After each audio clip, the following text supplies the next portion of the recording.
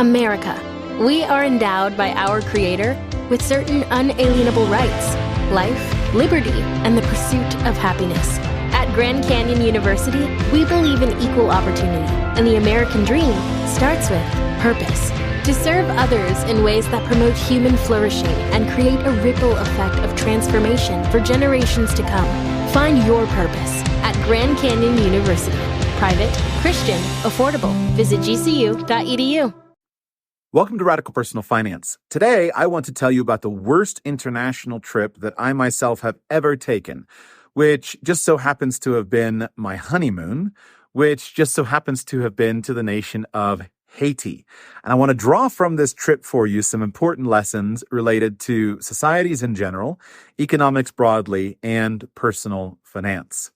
Haiti has been in the news over the last really months, but it really came to a boiling point over this past weekend as the nation's capital and indeed the country broadly has been racked by violence, extreme violence for months now.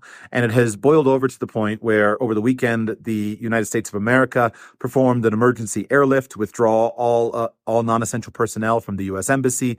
The European Union has withdrawn all of its diplomats. And it's so bad that the leader of the country can't even get back into his own country because of the violence that ultimately shut down the airport. Now, all of this is ineffably sad, but none of this is surprising. My first experience with Haiti came on my honeymoon. Now, before you think I'm the worst president in the world, remember that other great people have also taken their wives to Haiti for a honeymoon. After all, former President Bill Clinton took Hillary Clinton to Haiti on their honeymoon. But my story is not quite so interesting as that. When my wife and I were newly married, I was looking around trying to figure out where would be an interesting place to go for a honeymoon. And I was able to get a great deal on an all-inclusive resort in the Dominican Republic, which is, of course, part of the island of Hispaniola. And there are two nations that share that island. You have the Dominican Republic and also the nation of Haiti. And since my wife and I both enjoy Spanish and French, I thought it would be a fun travel experience for us to spend a week in the Dominican Republic and then to go to Haiti. So we flew into the DR, and then after a week at an all-inclusive resort, we got on a bus and went from Santo Domingo, Dominican Republic, to Port-au-Prince, Haiti. And on that bus ride, I began to understand that perhaps I had gotten myself in a little bit over my head. I didn't do a lot of research on Haiti. I just knew that, hey, it's a French-speaking place. I knew it was fairly poor at the time. I wasn't too worried about violence. I've traveled in a lot of difficult places, and I thought, it'll be fine. We'll figure it out. But on the bus itself, I wound up meeting some people on the bus who were quite concerned about the decision that I had made. And in fact, there was one lady who was on the bus who had a private driver who was meeting her, and she insisted that her private driver would be the one to drive us from the bus station to our hotel. So we went to, I think it was called the Caribe Hotel in downtown Port-au-Prince for our first night. Remarkable experience. We were there a year after the big earthquake, and actually I wound up meeting Anderson Cooper, the CNN host, who was in Haiti for basically a review of the earthquake, where the earthquake what was happening to Haiti a year or so after the earthquake. And we started in Port-au-Prince, and then from Port-au-Prince, we took a bus across the mountains to a city called Jacmel. I wanted to visit the Bassin Bleu there in Jacmel, so we took a little minibus across the mountains. And that was where everything started to go awry, because we did not have an enjoyable travel experience. And in fact, after getting to Jacmel and spending 2 days in Jacmel, I experienced the desire, and in fact, I actually chose to do something I had never done before and have not done since, which was just to leave somewhere as quickly as possible.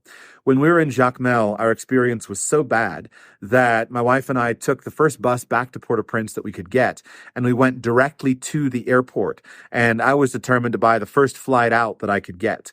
Unfortunately, when we got to the airport, all of the international flights had gone for the day. And so instead of taking a flight out of the country, I wound up taking an early morning flight the next day and flying to Cape Haitian, where we spent one more day visiting something called the Palace of Sanssouci and the Citadel, which is truly remarkable, an amazing place to visit. We really enjoyed our time in Cape Haitian and then later wound up taking the bus early back to the Dominican Republic. But why was Haiti so bad? Well, I'll tell you. Quite simply, I felt like every single person with whom I interacted in our trip in Haiti was out to cheat me in some way, shape, or form. I'm not an inexperienced traveler, but I found it quite challenging to hang on to my money, to hang on to my luggage, when every single person at every single level of society, including all of the people who are serving tourists in the tourist industry, is trying to cheat me out of my money. And I reflected quite a lot. I spoke to a lot of Haitians trying to understand why that might be. I developed a theory. This is purely my theory, my experience from spending what wound up being 3 or 4 days in Haiti. But my theory as to why my experience in Haiti was so unpleasant is this. Haitians refuse to cooperate with one another in any meaningful way. The experience that I had being in Haiti was that every single Haitian is out to fight against every other single Haitian on a daily basis. I don't know why that is. My opinion or my theory is that it has something to do with the history of Haiti. One thing that's very important to understand about the Haitian nation and culture is that Haitians are extremely proud of their heritage as being the only successful Black slave revolt in world history. So as many Black Africans were enslaved all around the world, in Haiti, the slaves were able to rise up and defeat their masters in battle and create the only independent, formerly slave nation, which is the nation of Haiti. But as I reflected on it and thought about my own experience there, I thought this must explain at least some of the horrifically unfriendly culture. Haitians argue with one another constantly. It seems like they don't ever want to take the lower place, the place of a servant.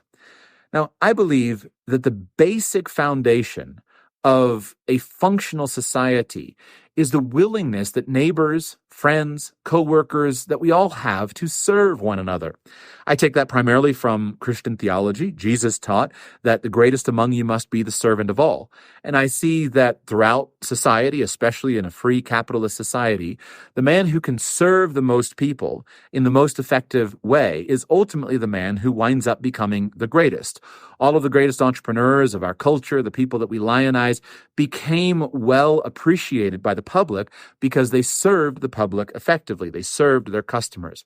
And in a country where we love one another and we serve one another, we can have lots of nice things. But if we aren't willing to humble ourselves and genuinely serve one another, all of our nice things will disappear. That's what I observed in Haiti. That's what I observed happening. Now, it should be no surprise to you where Haiti is today, because the situation that you see today, the horrific, awful situation that you see today, is the natural outgrowth of this philosophy of battling with one another. And when you bring all of the other human failings and sins into it, of corruption and all the stuff, it just exacerbates it. But that was my experience in Haiti. The other thing I want to point out to you is that you don't need a newspaper to tell you these things. You can sense the truth for yourself. Yes, I speak a little bit of French, and so I was able to have access to the Haitian culture, but I didn't even need French to access that feeling. I knew very, very quickly that something is dreadfully wrong in the society, and I got out as quickly of the country as I was able to. Today, there are thousands and thousands and thousands of people who are fleeing Haiti, trying to escape to the Dominican Republic or elsewhere, trying to escape to South America, trying to get into the United States across the border. There are many, many people who are fleeing, but it's not easy to flee today. It's not nearly as easy as it was many years ago. So remember this other truth, that if you see a society heading in the wrong direction, if you see people arguing with one another, unwilling to submit to one another, unwilling to serve one another with a free and glad heart, make a plan. This is one of the reasons why I built International Escape Plan, www.internationalescapeplan.com, the course that I taught on getting out.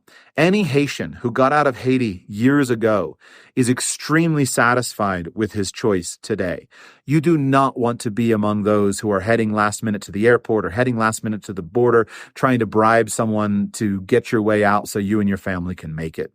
Let Haiti be a lesson to you. Number one, serve your neighbor. There's a reason why when I do Q&A calls, I always say, how can I serve you today? I want to serve you every single day. And I want to spread the attitude of service in every cultural corner of the world that I can myself impact with my example, with my leadership. Service is the foundation of a healthy society. And when that service is missing due to arrogant pride, ridiculous pride of your unwillingness to humble yourself and serve another human being because of the cultural baggage of what happened to your ancestors, you are never going to wind up in a good situation. Study Haiti. If you see problems happening in your country, if you see a breakdown of society, make a plan to get out if you ever need to. InternationalEscapePlan.com if you're interested in my course. I'll be back with you very soon.